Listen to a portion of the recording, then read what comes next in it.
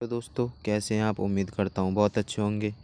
दोस्तों आज हम पंचवर्षीय योजना के बारे में जानेंगे कि 5 ईयर प्लान होते क्या हैं। पंचवर्षीय योजना एक ऐसा टॉपिक है जो परीक्षा की दृष्टि से बहुत ही महत्वपूर्ण होने वाला है। ये सभी परीक्षाओं में यहाँ से प्रश्न पूछे ही जाते हैं। तो हम आज इस वीडियो के माध्यम से पंचवर्षीय योजना के बारे में बहुत अच्छे तरीके से पढ़ेंगे, जिससे कोई सा भी क्वेश्चन परीक्षा में छूटे ना। तो चलिए हम स्टार्ट करते हैं। तो पंचवर्षीय योजना कहते क्यों हैं? तो ये सरकार द्वारा चलाई गई कुछ योजनाएं थी जो 5 साल के लिए बनाई जाती थी। जो हर एक योजना लगभग 5 साल के लिए बनाई गई थी।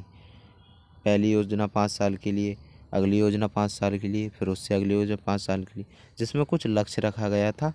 इसलिए इसे पंचवर्षीय योजना के नाम से जाना जाता है। तो चलिए हम शुरू करते हैं।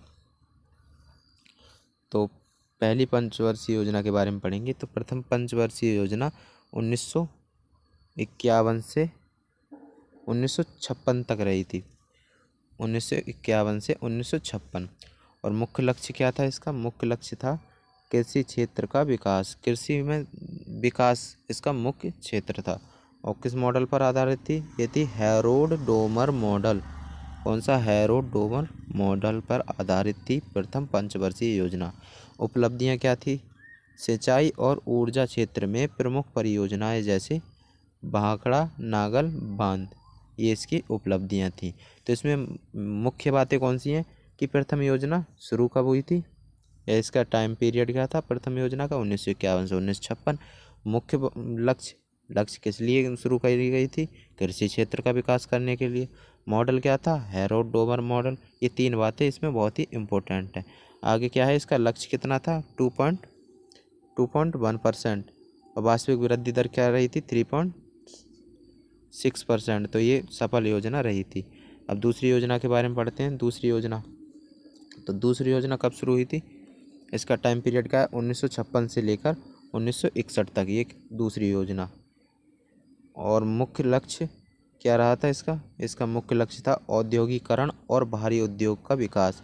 मतलब औद्योगिकरण का जो उद्योग से रिलेटेड विकास है उसके बारे में ये दूसरी योजना रही थी। इसका मॉडल क्या था? मॉडल बहुत ही इम्पोर्टेंट है, पीसी महालनोबिस मॉडल। ये दूसरी पंचवर्षीय योजना का मॉडल है। उपलब्धियां क्या रही थी इसकी रही थी दुर्गापुर, भिलाई और राउरकेला के इस्पात कारखाने इसके तहत बनाए गए थे। तो इसमें मुख्य बातें क्या थी? टाइम पीरियड, लक्ष्य और मॉडल, इसकी दूसरी पंचवर्षीय योजना की मुख्य बातें हैं। और इसका लक्ष्य क्या रखा गया था? 4.5%। और वास्तविक वृद्धि दर क्या रही थी? 4.3%। तो ये विफल रही थी।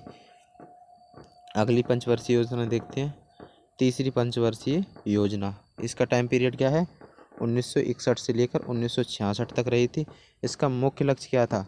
आत्मनिर्भरता और कृषि उत्पादन में वृद्धि। ये अपने आप में बहुत महत्वपूर्ण है।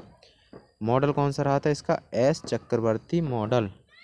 इसमें महत्वपूर्ण बातें हैं टाइम पीरियड और लक्ष्य और मॉडल। और ये योजना रही थी विफल। क्यों विफल रही थी? क्योंकि चीन और भारत का 1962 में जो युद्ध हुआ था और भारत पाकिस्तान का 1965 में जो युद्ध रहा था, उसके कारण ये विफल रही थी। इसका लक्ष्य रखा गया था 5.6% और 2.8% वास्तविक वृद्धि दर रही थी इसकी। तो इसलिए ये कैसी रही थी? विफल योजना रही थी। अगली देखते हैं। अगली पंचवर्षीय योजना कौन सी है? चौथी पंचवर्षीय योजना। इसका टाइम पीरियड क्या है? टाइम पीरियड है 1969 से लेकर 1974। लेकिन इसमें एक जानने वाली बात यह है कि दूसरी पंचवर्षीय योजना 66 तक रही थी। 66 के बाद चौथी डायरेक्ट 69 से स्टार्ट हुई। ऐसा क्यों? क्योंकि इस 66 से 69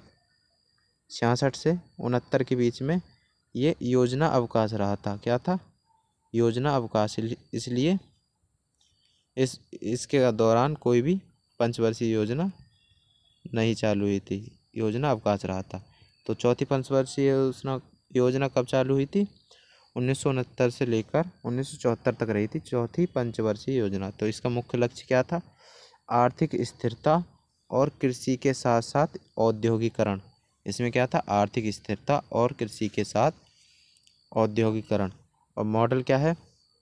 मॉडल है अशोक रुद्र मॉडल। महत्वपूर्ण घटना क्या थी इसकी? 1971 का भारत पाकिस्तान युद्ध था और 1973 का तेल संकट, जिसके कारण इस योजना पर बहुत प्रभाव पड़ा था। तो अगली योजना देखते हैं। अगली है पांचवी पंचवर्षीय योजना। पांचवी पंचवर्षीय योजना, तो इसका टाइम पीरियड क्या रहा था? 1974 से लेकर 1978 तक रही थी। इसका मुख्य लक्ष्य क्या था? गरीबी उन्मूलन और आत्मनिर्भरता। ये बहुत ही इम्पोर्टेंट पंचवर्षीय योजना है। यहाँ से क्वेश्चन बहुत ज़्यादा पूछे जाते हैं कि गरीबी उन्मूलन और आत्मनिर्भरता कौन सी पंचवर्षीय योजना का लक्ष्य था या किससे संबंधित है? तो ये कौन सी है? पांचवी योजना। मॉडल क्या था इसका? डीपी धर मॉडल। महत्वपूर्ण घटना क्या थी? 1978 में मोरारजी देसाई द्वारा समाप्त किया गया था इसे, पांचवी पंचवर्षीय योजना को। और मुख्य बात इसकी एक और है कि कौन सी पंचवर्षीय योजना 4 साल तक रही थी? तो 1974 से 78। तो ये कौन सी है? पांचवी पंचवर्षीय योजना 4 साल तक, 4 साल की रही थी, जिसकी अवधि 4 साल की रही थी। ये याद रखने वाली बात है। आगे लक्ष्य क्या था इसका? 4.4%, लेकिन वृद्धि क्या थी? 4.8%। और ये सफल रही थी। कैसी? सफल रही थी। अगली पंचवर्षीय योजना देखते हैं।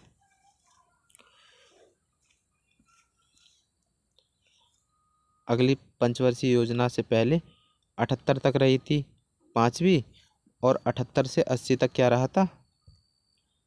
फिर योजना अवकाश रहा था। 78 से लेकर 80 के बीच में फिर योजना अवकाश रहा था, जिसके कारण छठी पंचवर्षीय योजना 1980 से शुरू हुई और 1985 तक रही। इसका टाइम पीरियड क्या है? 1980 1985 तक। तो मुख्य लक्ष्य क्या था इसका? गरीबी उन्मूलन और रोजगार में वृद्धि। और मॉडल कौन सा था इसका? डीटी लकड़वाला। महत्वपूर्ण घटना क्या थी? आईआरडीपी का प्रारंभ। आईआरडीपी का प्रारंभ मतलब आईआरडीपी क्या है? Integrated rural development programme. और दर कितनी, इसकी लक्ष्य वृद्धि दर कितनी रही थी? 5.2, और वृद्धि, वास्तविक वृद्धि कितनी हुई थी? 5.7। तो ये सफल योजना रही थी। सफल रही थी कौन सी? छठी योजना। आगे देखते हैं सातवीं पंचवर्षीय योजना। सातवीं पंचवर्षीय योजना का मुख्य इसका टाइम पीरियड क्या है? 1985 से लेकर 1990 तक इसका टाइम पीरियड है। मुख्य लक्ष्य क्या है? उत्पादन वृद्धि। उत्पादन वृद्धि, रोजगार और सामाजिक न्याय। मुख्य लक्ष्य क्या है? उत्पादन वृद्धि और रोजगार और सामाजिक न्याय। इसकी वृद्धि दर कितनी रही थी? 5 का लक्ष्य रखा था, और वास्तविक कितनी थी? 6। तो ये भी सफल रही थी। अब देखते हैं आठवीं पंचवर्षीय योजना। आठवीं पंचवर्षीय योजना से पहले देखते हैं कि इसमें भी 90 से लेके 92 तक फिर योजना अवकाश रहा था। 90 से लेके 92 तक योजना अवकाश रहा था। ठीक है।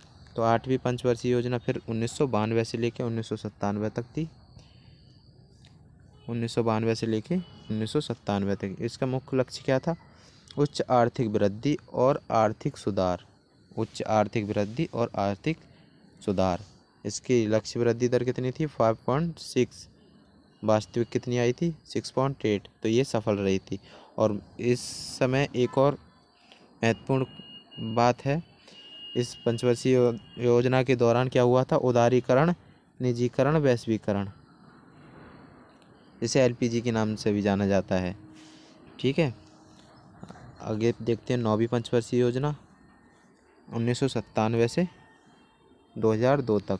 यह नौवीं पंचवर्षीय योजना है। मुख्य लक्ष्य क्या था इसका? सामाजिक और क्षेत्रीय असमानताओं को कम करना। और लक्ष्य वृद्धि दर कितनी थी? 6.5 से लेके 6.5 रखी गई थी, लेकिन वास्तविक वृद्धि दर कितनी थी? 5.4%। इसके बाद देखते हैं 10वीं पंचवर्षीय योजना।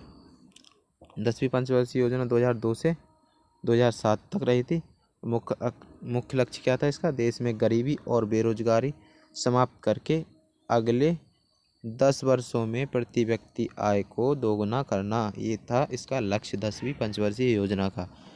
और वृद्धि दर कितनी रही थी? 8%। और वृद्धि दर वास्तविक कितनी प्राप्त हुई थी? 7.6। तो ये असफल रही थी। 11वीं पंचवर्षीय योजना देखते हैं। 11वीं पंचवर्षीय योजना है 2007 से लेकर 2012 तक। इसका मुख्य लक्ष्य क्या है? तीव्रतम और समावेशी विकास। लक्ष्य वृद्धि दर कितनी थी?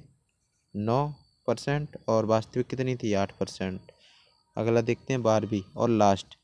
इसके बाद कोई भी पंचवर्षीय योजना नहीं आई। तो 12वीं पंचवर्षीय योजना कब से कब तक? 2012 से 2017 तक 12वीं पंचवर्षीय योजना। मुख्य लक्ष्य क्या था? तेज और समावेशी विकास। लक्ष्य कितना रखा था? 8%। और वास्तविक वृद्धि दर कितनी थी? 7.5%। तो ये हमने पंचवर्षीय योजना से संबंधित बहुत ही इम्पोर्टेंट बातें और बनने वाले प्रश्नों को किया है। इसमें सबसे इम्पोर्टेंट 1 से लेकर 5 तक की सबसे इम्पोर्टेंट है, इन्हें बहुत अच्छे तरीके से याद करना। और लास्ट की 2 यानी 11वीं और 12वीं बहुत ही अच्छी तरीके से। अब इसे याद करने का तरीका क्या है कि 1900 याद रखना है। 1951 से शुरू हुई थी हमारी पंचवर्षीय योजना।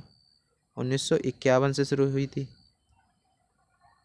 1951 से फिर 5 वर्ष ऐड करते चले जाना। पहली 5 वर्ष में हुई थी 51 से 56, 56 से 61, 61 से 66, फिर 3 वर्ष का योजना अवकाश, फिर 69 से 74, फिर 5वीं कितनी रही थी? 4 वर्ष की, तो 74 से 78, फिर 2 वर्ष का अवकाश, फिर 80 से 85, 80 से 85, 85 से फिर 90, फिर 2 वर्ष का अवकाश, फिर 92 से 97, 97 से 2, 2 से 7, 7 से 12 और 12 से 17। तो 12वीं योजना 2017 तक चली थी। तो इस प्रकार हमने पंचवर्षीय योजना का टाइम पीरियड और उसकी कुछ मुख्य बातें याद कर ली हैं और बहुत ही अच्छी तरीके से पढ़ी हैं। तो वीडियो अच्छी लगी हो तो वीडियो को लाइक करें, दोस्तों में शेयर करें और चैनल को सब्सक्राइब ज़रूर कर लें, क्योंकि जब तक आपका सपोर्ट नहीं बनेगा तब तक आप जानते ही हैं। तो आपका सपोर्ट बनाए रखना बहुत ज़रूरी है। धन्यवाद।